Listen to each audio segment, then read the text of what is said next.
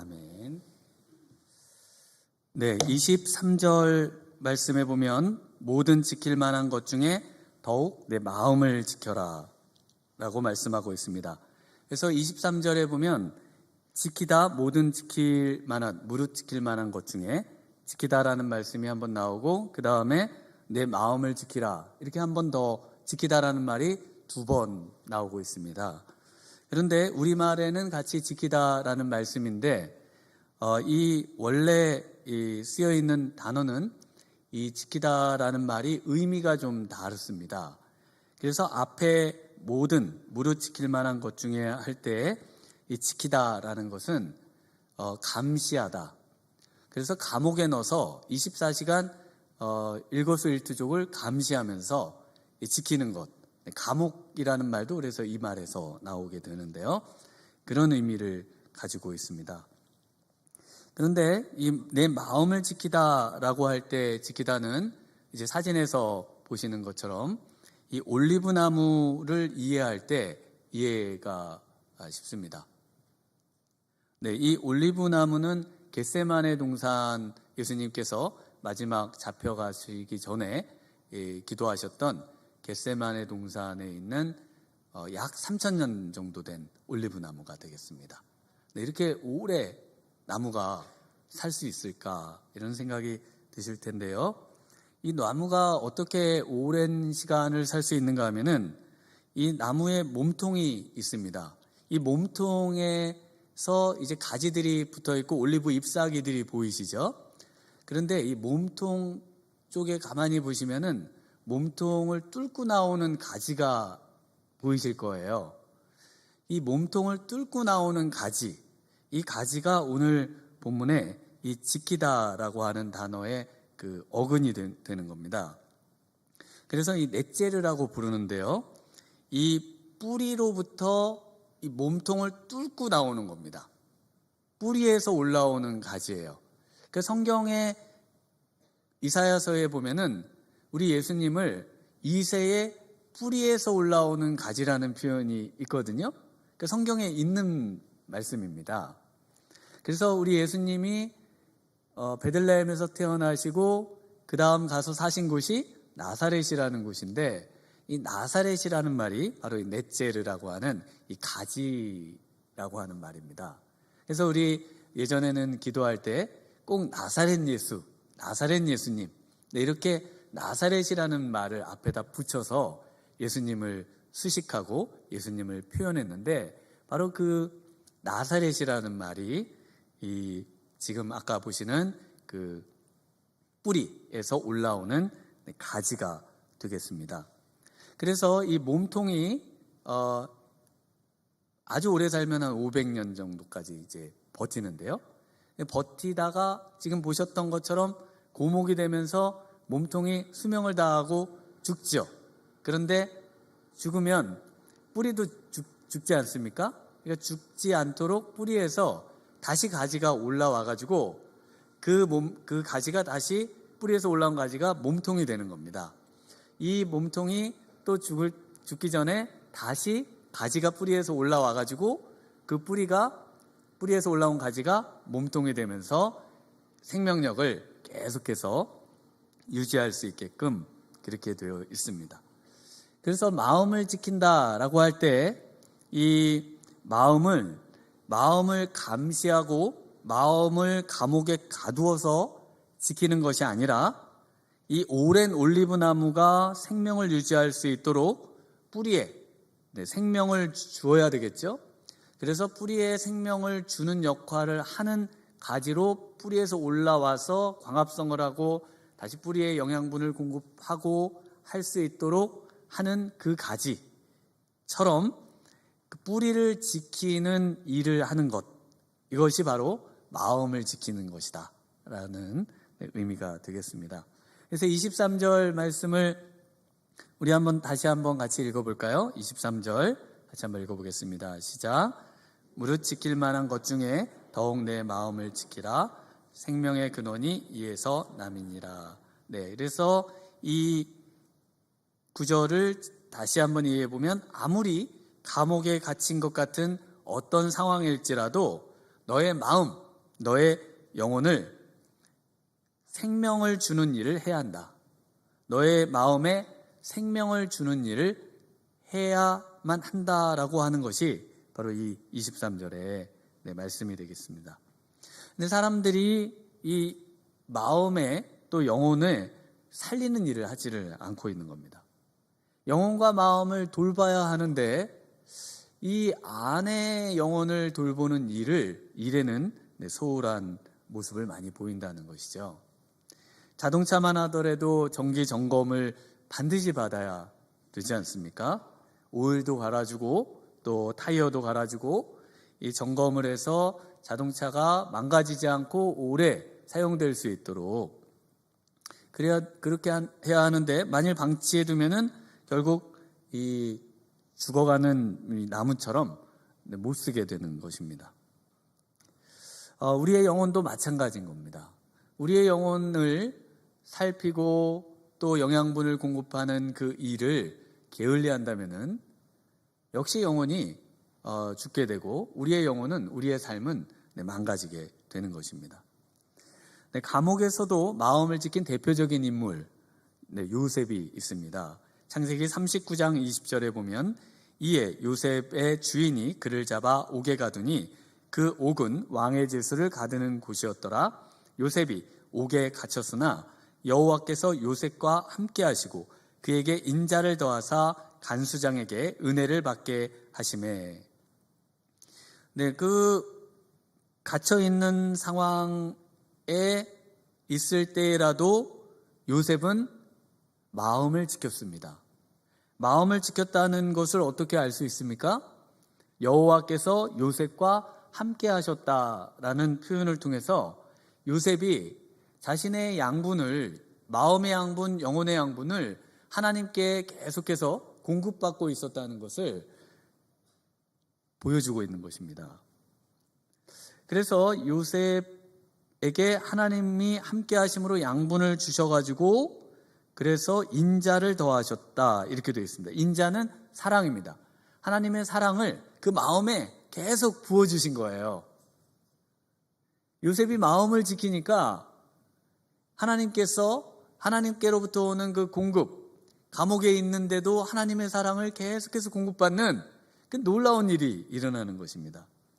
그리고 그 하나님의 그 은혜를 받고 또 하나님의 사랑을 받는 요셉이 그 다음에는 간수장에게 은혜를 받습니다. 은혜를 오늘날의 용어로 막 바꾸면은 매력이라는 말로 쓰일 수가 있겠습니다. 그래서 하나님 마음을 지킨 사람, 영혼을 늘 보호하고 돌보는 사람은 영혼이 건강하고, 그런 사람에게는 간수장뿐 아니라 모든 사람에게 매력을 발산하고 또 호감을 갖게 되고 그리고 호의를 얻게 되는 그런 일들이 있게 되는 것입니다.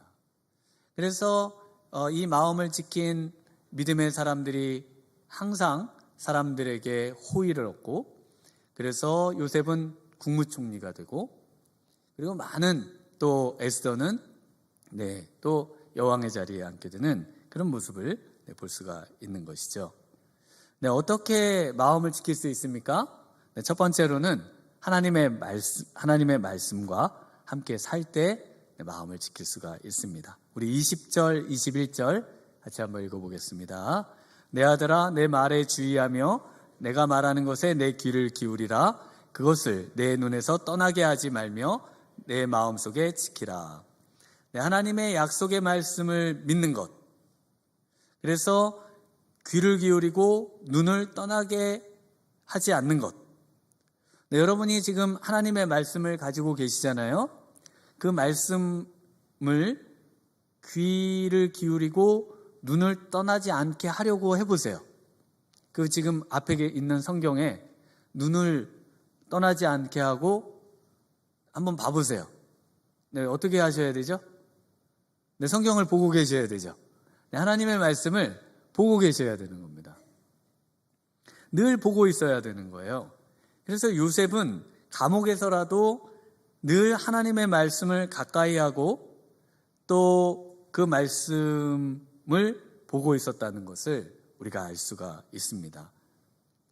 네, 21절 하반절에 보면 내 마음속에 지키라. 하나님의 말씀을 내 마음속에 지키라 라고 하고 있습니다. 여기서 지키다라는 의미는 첫 번째였을까요? 두 번째였을까요? 23절에 감옥에 가두어 지키는 걸까요?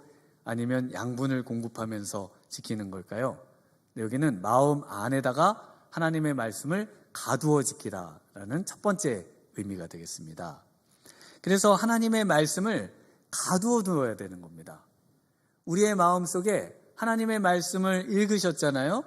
그러면 그 말씀을 우리의 마음 안에다가 가두어 두어야만 마음을 지킬 수가 있다는 것입니다. 예배 가운데 참석하고 예배 문 밖을 나서고 교회 문 밖을 나서면은 들었던 하나님의 말씀도 지키지 못하시고 다 금세 떠나지 않습니까? 우리가 하나님의 말씀을 늘 들으려고 애를 쓰지만 그러나 마음속에 가두어 두지를 못하기 때문에 우리의 마음이 지켜지지가 않는 겁니다. 나는 예배도 잘 참석하고 또 하나님의 말씀도 늘 읽는 것 같은데 왜 내 마음에는 요셉과 같은 그런 하나님의 사랑에 부음받는 또 하나님이 함께 하시는 것과 같은 그런 어떤 마음이 들지를 않을까? 네, 그 이유는 오늘 본문에 의하면 하나님의 말씀이 내 마음 가운데 가두어져 있지 않기 때문에 그렇습니다. 우리 예수님이 오심으로 새 언약을 맺고 새 언약이 성취되는데요. 성령께서 오셔서 하시는 일이 무엇이죠? 하나님의 말씀을 이제 돌비에 새기지를 않고 신비, 마음에 새기시겠다라고 하셨습니다. 신비에 새긴다는 말씀은 새로운 말씀을 초계시적으로 우리에게 주셔가지고 말씀을 마음에다가 새기는 그런 일이 아니라 동일한 하나님의 말씀을 이제는 이렇게 떨어져 있는 책에 있는 말씀이 아니라 우리의 마음 안에 간직하는 말씀으로 새겨주시는 일을 하겠다는 겁니다. 그 일은 오늘 본문으로 말씀드리면 내 마음 속에 내 마음이라는 감옥 안에 가두어서 말씀을 지키도록 해주시겠다는 겁니다. 그래서 말씀을 지키는 이 일을 우리가 24시간 동안 계속해서 이 일을 해야 한다는 것입니다. 아무리 외로운 환경이 되고 또 억울한 상황이 되더라도 말씀을 마음속에 가두어 두고 이것을 지키고 이 말씀을 늘 들여다보고 하는 이 삶이 우리의 마음 지킴의 시작이라는 것입니다. 욥의 신앙을 볼까요? 욥은 2장 9절에 보면 이렇게 이야기하고 있습니다. 그의 아내가 그에게 이르되 당신이 그래도 자기의 온전함을 굳게 지키느냐? 하나님을 욕하고 죽으라. 그가 이르되 그대의 말이 한 어리석은 여자의 말 같도다. 우리가 하나님께 복을 받았은즉 화도 받지 아니하겠느냐 하고 이 모든 일에 욥이 입술로 범죄하지 아니하니라. 네, 욥이 하나님의 말씀을 마음에 지키니까 불신앙의 말이 또 불신앙의 소리들이 들려올 때 그것을 거부하고 오히려 하나님께 자신의 신앙을 표현할 수 있는 것입니다. 아담과 하와의 이야기와는 다른 욥의 부부의 이야기를 읽어보고 계시지 않습니까? 하와가 아담에게 선악과 따먹지 말라는 선악과를 따다 갖다 줬을 때 아담이 그것을 받아서 먹어요. 왜 그것을 먹게 되었을까요? 하나님께서 원래 아담에게 주셨던 하나님의 말씀, 이 나무의 열매를 따먹지 말라, 먹으면 정녕 내가 죽으리라 라는 그 말씀을 마음에 지키지를 못했습니다. 마음에 그 말씀을 지켰더라면 하와가 따온 그 과실을 보고 어찌하여 이 과실을 또았느냐 라면서 욥처럼 부인에게 반응을 했을 겁니다. 그런데 말씀을 마음에 지키지 못하니까 그것이 하나님의 그런 자기의 영혼에 또 영원한 어떤 죽음에 처하게 될 것을 알지 못하고 그 마음을 지키지 못하고 결국은 먹고 생명을 잊어버리게 되는 것이죠. 네, 우리가 하나님께 복을 받았은즉 화도 받지 아니하겠느냐. 네, 원래 원문에는 의문문이 없습니다. 그래서 이 말씀을 그대로 평서문으로 바꿔보면 이런 말씀입니다. 우리가 하나님께 복을 받았다. 그리고 화는 받지 않는다라는 신앙 고백입니다. 하나님이 주시는 모든 것은 뭐라고요? 복이라는 겁니다. 욥은 하나님의 말씀을 자신의 삶에, 자신의 마음에 가두어 두고 보니까 고난처럼 보이지만 그 고난은 하나님께서 우리에게 주시는 축복이라는 것을 알게 된 겁니다. 로마서 8장 28절에 우리가 알거니와 하나님을 사랑하는 자, 곧 그의 뜻대로 부르심을 입은 자들에게는 모든 것이 합력하여 선을 이루느니라. 모든 것을 합력해서 선을 이루어 주십니다.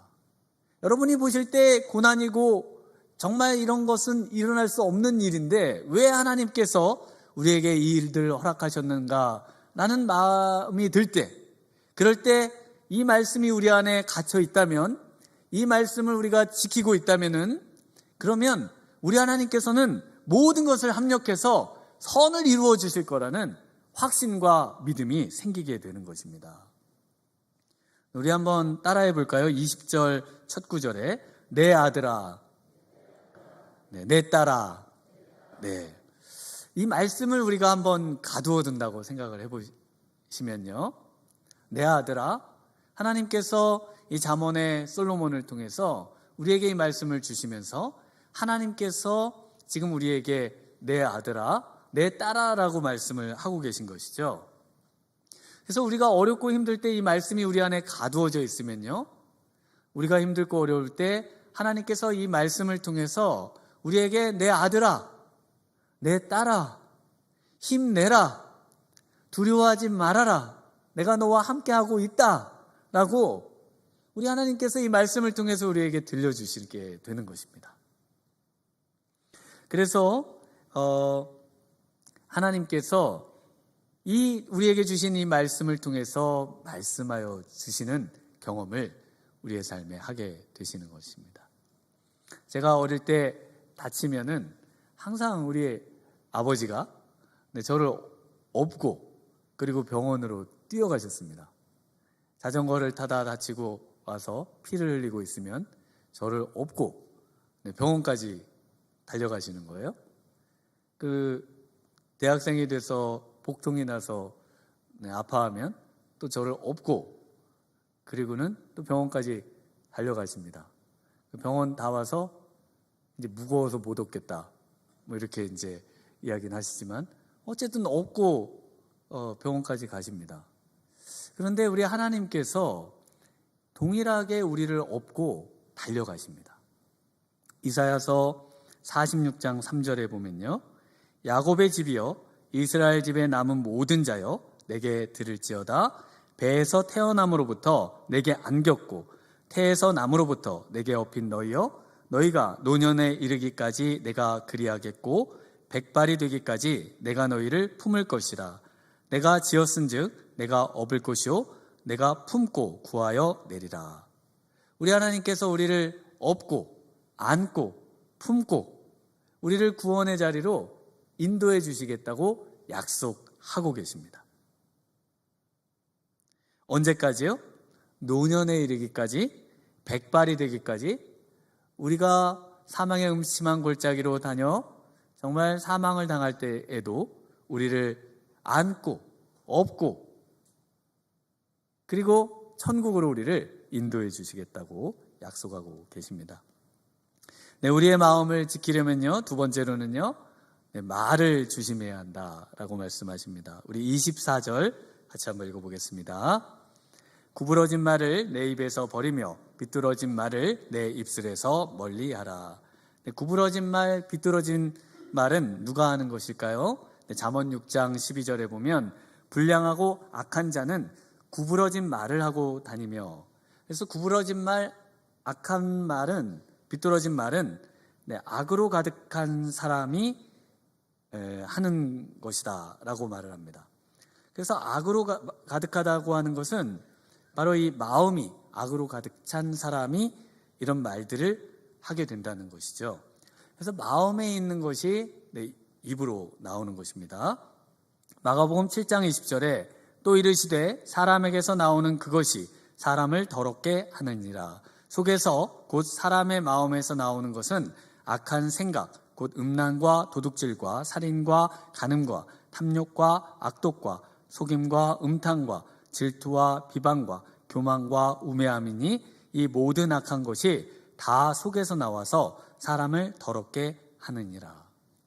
그래서 이 말, 우리의 입을 통해서 나오는 말에 주의해야 하는데 24절에 마음을 지키려면은 바로 이 입에서 나오는 말 중에 이렇게 잘못된 말들은 이것들을 버리고 이것들을 멀리해야 될 것을 말씀하고 있습니다. 미국 남부의 그 가난한 흑인이었던 앤서니 레이 힌튼이라는 분이 계신데요. 이분이 그 29살에 2건의 1급 살인 사건 혐의로 긴급 체포가 돼서 사형수로 30년을 복역하고 그리고 2015년에 누명을 벗고 이제 석방을 하게 됐습니다. 이분이 29살의 젊은 나이에 이제 누명을 쓰고 감옥에 갇힌 후 3년 동안 원망하고 또 삶을 저주하고 생을 포기하기 위해서 자살 시도를 하고 했습니다마는 그 3년의 시간이 지난 후에 어떤 계기에 의해서 오히려 그곳에 갇혀있는 수감자들의 삶을 변화시키는 그런 등불의 삶을 사셨습니다. 이분이 크리스천 헤드라인과의 인터뷰에서 이런 고백을 하십니다. 처음 무고하게 사형을 선고받았을 때는 하나님이 실패하셨다고 생각했습니다. 어머니는 평생 내게 능력 주시는 자 안에서 모든 것을 할 수 있다고 말씀하셨습니다. 그런데 당시에는 하나님이 실패하셨다고 생각했습니다. 그런데 이분이 그곳에서 사형받을 만한 일을 하지 않았음에도 불구하고 사형수로 그 감옥에 갇혀 있으면서 어떤 계기에 의해서 이제는 하나님께서 그곳에 자신을 사역자로 부르셨다는 것을 깨닫습니다. 하나님께서 사명자로 그 감옥에 넣으셨다고 고백을 하게 돼요. 그래서 이렇게 고백을 하십니다. 지금은 하나님께서 복음을 전하라고 나를 교도소로 부르셨음을 알고 있습니다. 네, 어떤 계기가 있었기에 이분이 이렇게 3년 동안 복역하고 그리고 하나님의 사명을 깨닫고 사역자의 그런 삶을 살게 되었을까요? 그 남은 27년 동안 그리고 그 이후에도 하나님의 어떤 그 감옥에서 이런 삶을 살게 되는 이유를 이렇게 말하고 있습니다.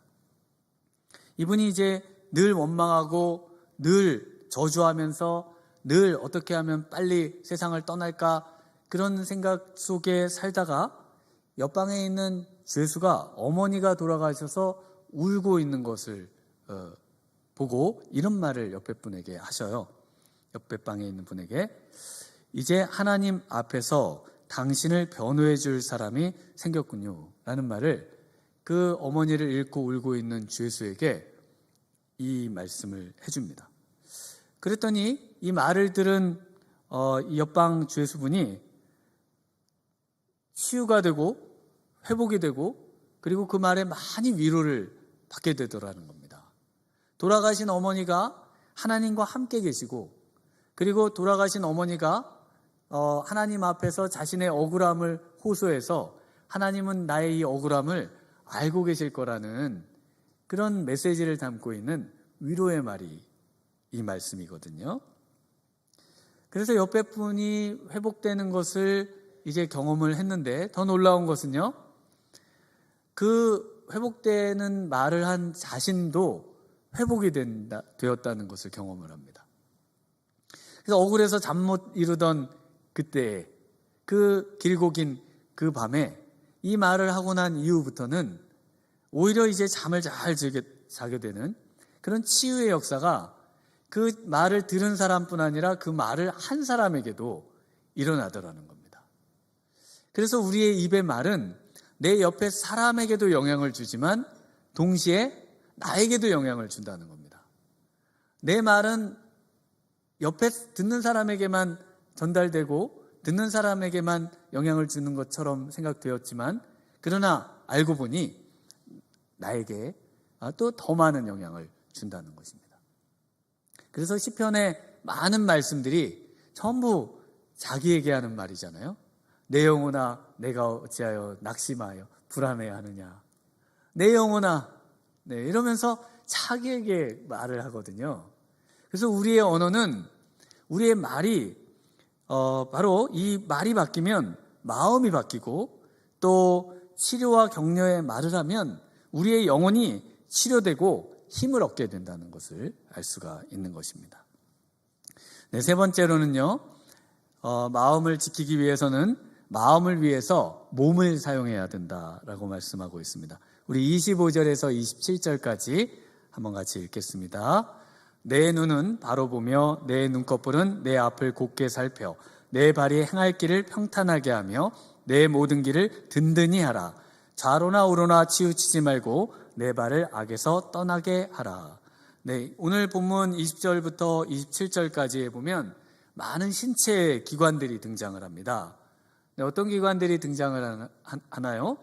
귀, 눈, 그 다음 육체는 살을 의미합니다. 우리의 살. 그리고 입, 입술, 눈, 눈꺼풀, 발. 근데 마음을 지키는데 왜 이런 신체 부분들을 언급하고 있을까요?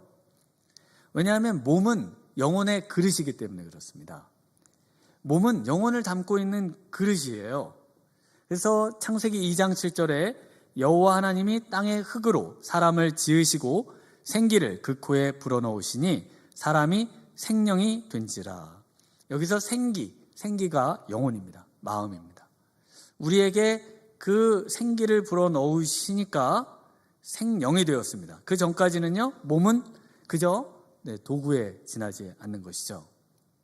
그래서 제가 손을 들겠습니다 그러면 손을 들죠. 이렇게 들잖아요. 누가 드는 거죠? 나 자신. 그 나 자신이 마음이고요, 나 자신이 영혼입니다. 그래서 우리가 죽으면 못 올리잖아요. 나 자신이 이게 없으니까 못 올리잖아요. 그래서 마태복음 6장 25절에 보면 그러므로 내가 너희에게 이르노니 목숨을 위하여 무엇을 먹을까 무엇을 마실까 몸을 위하여 무엇을 입을까 염려하지 말라. 목숨이 음식보다 중하지 아니하며 몸이 의복보다 중하지 아니하냐. 뭐가 제일 중요하다고요? 목숨이 중요합니다. 이 목숨을 사전에 찾아보면 바로 영혼, 생명, 자기 자신입니다. 그 영혼을 우리 성경에서 이제 마음으로 많이 이야기가 되고 있습니다. 그래서 목숨, 영혼, 마음, 자기 자신이 뭐보다 중요합니까? 몸보다 중요하고요. 또 몸은 뭐보다 중요합니까? 의복, 옷보다 중요합니다. 그러니까 옷을 입고 계시잖아요. 근데 이 옷보다 뭐가 더 중요하다고요? 몸이 중요하고, 몸보다 뭐가 더 중요합니까? 영혼이, 우리의 마음이, 우리 자신이 더 중요하다는 겁니다. 그래서 영혼을 위한 삶을 위해 몸을 사용해야 한다는 것입니다. 우리의 몸을 위해서 뭘 사용하듯이요? 옷을 사용하듯이. 우리의 몸을 위해서 옷을 사용하지 않습니까? 그래서 겨울에는 따뜻한 것을 입혀줘야 되고 여름에는 시원한 것을 입혀줘야 되고 하듯이 우리의 영혼을 위해서 우리의 몸을 우리의 영혼에 도움이 되는 쪽으로 사용을 해야 한다는 것입니다. 우리의 영혼을 위해서 지금 오늘 이 자리에 나와 계신 거 아니시겠어요? 우리의 영혼을 위해서 신앙생활을 하는 것 아니시겠습니까? 그래서 영혼을 위한 삶에 우리 예수님께서는 먼저 그의 나라와 그의 의를 구하라 라고 말씀하고 계시는 것입니다. 먼저 우선순위가, 우리의 영혼을 위한 우선순위가 가장 중요한 겁니다. 몸을 가지고 그래서 복음 전도와 선교를 하고, 몸을 가지고 주의 일에 힘쓰는 것, 몸을 가지고 우선순위가 되는 일들을 하는데 이거는 그냥 시간이 낭비되는 것이고 주의 일을 한다는 것은 또 그냥 소비하는 것이고 그냥 봉사하는 것이지 우리 영혼에 무슨 유익이 있습니까? 유익이 있다고 예수님이 말씀하셨거든요. 그래서 우리가 복음 전파와 전도와 또 주의 일에 힘쓰면 우리의 영혼이 힘을 얻고 생명을 얻고 또 우리의 영혼이 지켜지고 또 우리의 영혼이 자라나고 그리스도의 장성한 분량에 도달하는 겁니다. 네, 한 정치학 교수님이 이런 간증을 하신 것을 직접 들었습니다. 37세의 나이에 200불을 가지고 네 식구가 유학을 떠나셨습니다. 저도 이제 30대 초반에 유학을 갔는데 30대 초반인데도 늦게 유학을 왔다고 다들 그러시더라고요. 37세, 옛날에 37세면은 이제 교수님이 되셔야 되는 나이인데 이때 유학을 늦게 정말 떠나신 거죠. 그래서 박사학위를 받으려고 3시간만 자고 낮에 공부하고 또 밤에 일하고 정말 어렵게 고군분투하면서 학위를 취득을 하셨습니다. 그런데 이분이 학위를 취득했는데 그리고 나서는 강경화 진단을 받고 사형 선고를 받으셨어요. 그래서 이분이 하나님께 이렇게 기도를 했습니다.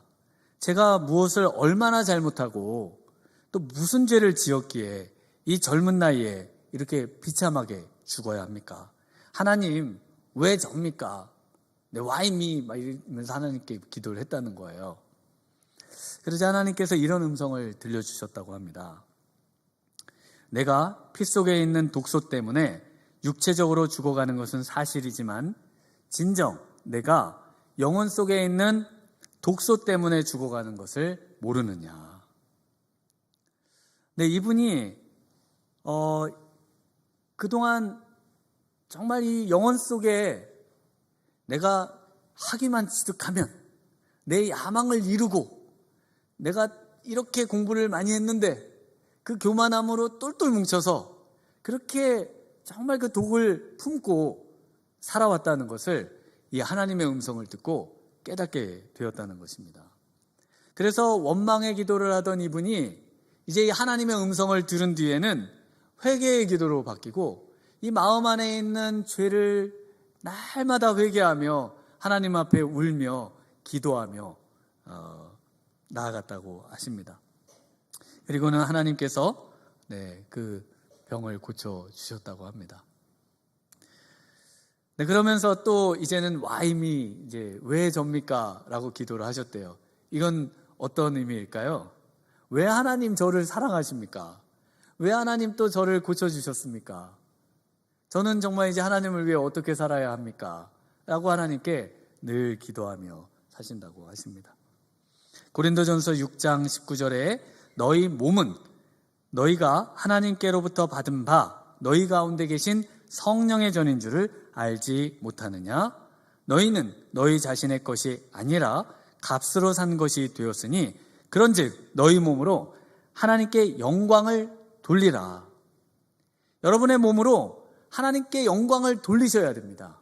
여러분의 몸으로 여러분의 마음을 지키고 여러분의 영혼을 지키고 정말 우리 하나님이 기뻐하시는 그런 삶을 우리의 영혼을 통해서 하나님께 영광 돌리는 그런 인생으로 거듭나셔야 되는 것입니다. 오늘 이 자리에 그 일을 위해 오신 것입니다. 오늘 이 시간 우리가 함께 찬양 한 곡 하고 정말 함께 하나님 앞에 우리의 영혼의 모든 독소들을 모든 정말 악들을 우리의 영혼을 살려달라고 우리의 마음을 회복하게 해달라고 기도하며 나아가면 좋겠습니다.